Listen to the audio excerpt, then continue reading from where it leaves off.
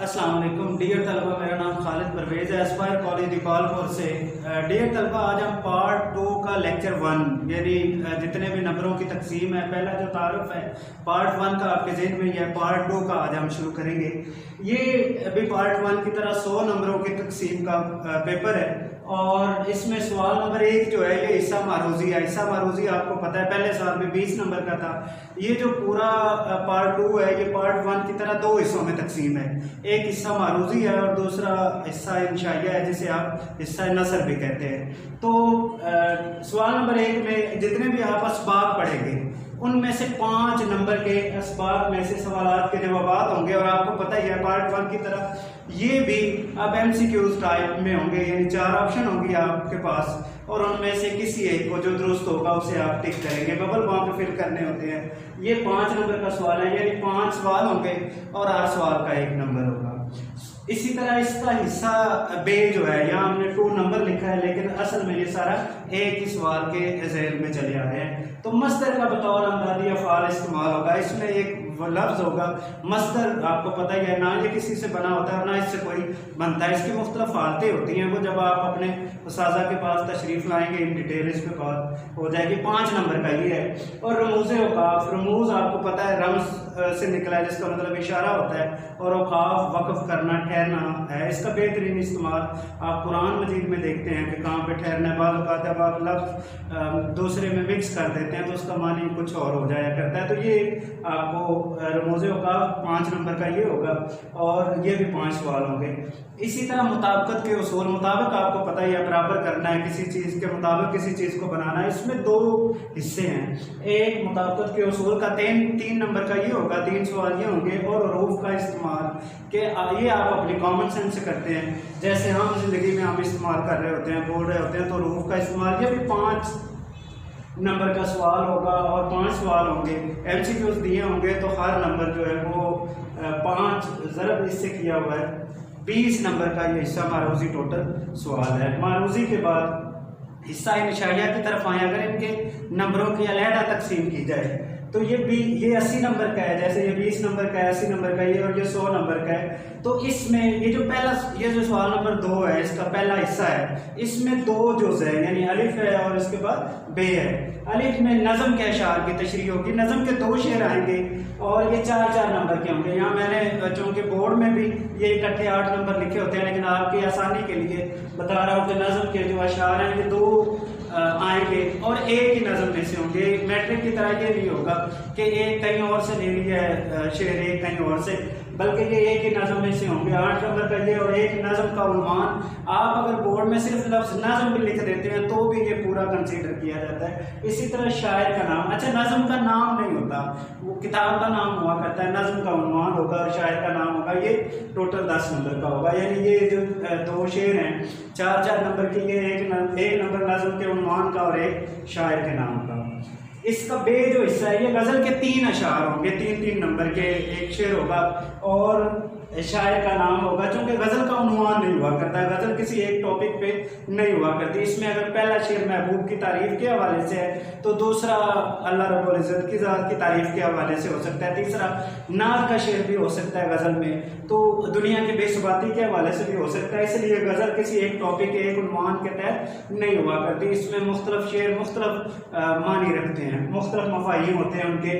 तो गज़ल के 3 शेर होंगे, 3-3 नंबर का एक शेर होगा और शायर का नाम होगा, तो ये भी 10 नंबर का सवाल बनेगा। अच्छा बेटा, नज़म के अशार और गज़ल के अशार में आपने ये ज़हन में रखना है कि एक शेर की तशरीह आपने कम अज़ कम 1.5 सफ़े की करनी है, यानी 1.5, और इसमें 2 रेफरेंस आपने देने हैं, 2 हवालाजात आप देंगे। जितने शेर होंगे यानी 2 शेर ये होंगे और 3 ये होंगे, 5 होंगे, तो आपने इसे 7 सफ़ात पर कम अज़ कम ये आपने लिखना है और हर सफ़े पे आपने 2 रेफरेंस देने हैं।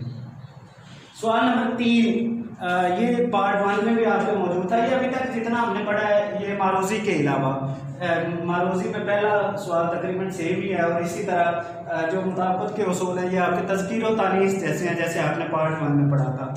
तो सवाल नंबर 3 में सियाक़ व सबाक़ के हवाले से पैराग्राफ की तशरीह है, सबक का उन्वान है, सबक का नाम नहीं, सबक का उन्वान है और मुसन्निफ़ का नाम है। तो बेटा सियाक़ व सबाक़ जो है ये 3 नंबर का है।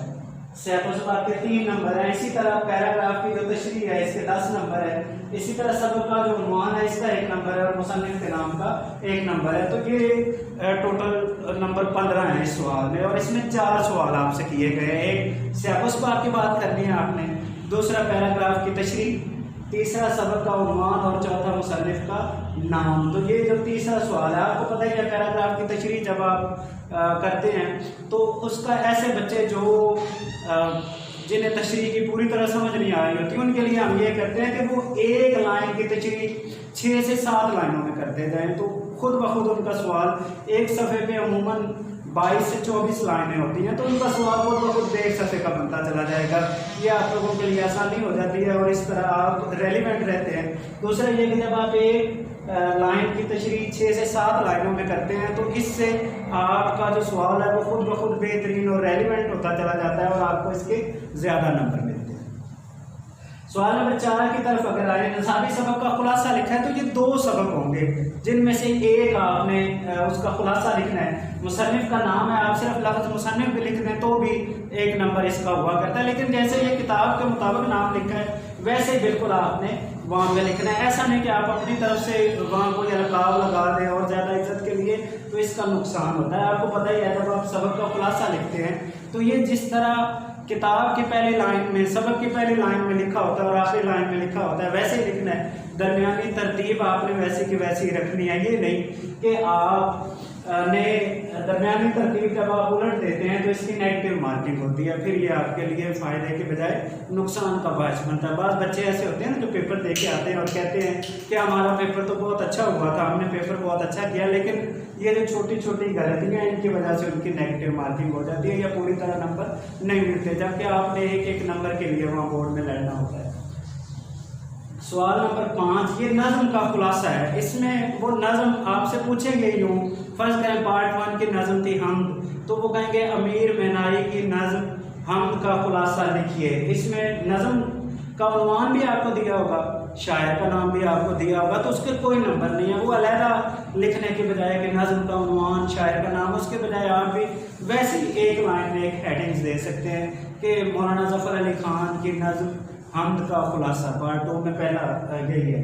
तो ये आपको पता है 5 से 10 लाइनों की होनी चाहिए। सवाल नंबर 6 जो है ये आप बेटी और ख़त का है। जिस तरह दरख्वास्त और रसीद थी तो वहाँ ये जो ऑप्शन है, ये इसमें जिस तरह वहाँ ऑप्शन नहीं थी कि आपने दरख्वास्त लिखनी है या रसीद लिखनी है, ऑप्शन नहीं होगी, एक ही चीज़ होगी। पिछले 15 साल से मुसलसल ख़त आ रहा है। ख़त चूँकि ज़्यादा अहम है और हमारी निजी ज़िंदगी में काम आने वाला है, लेकिन आप बेटी भी चूँकि पेपर बनाने वाले की अपनी मर्जी है कि वो कौन सी चीज़ आपको दे दे, तो आप बेटी और ख़त 2 ऑप्शन हुआ करते हैं, लेकिन इनमें से एक चीज़ ही आती है और वही आपने करनी होती है। तो ये 10 नंबर का सवाल है आपका।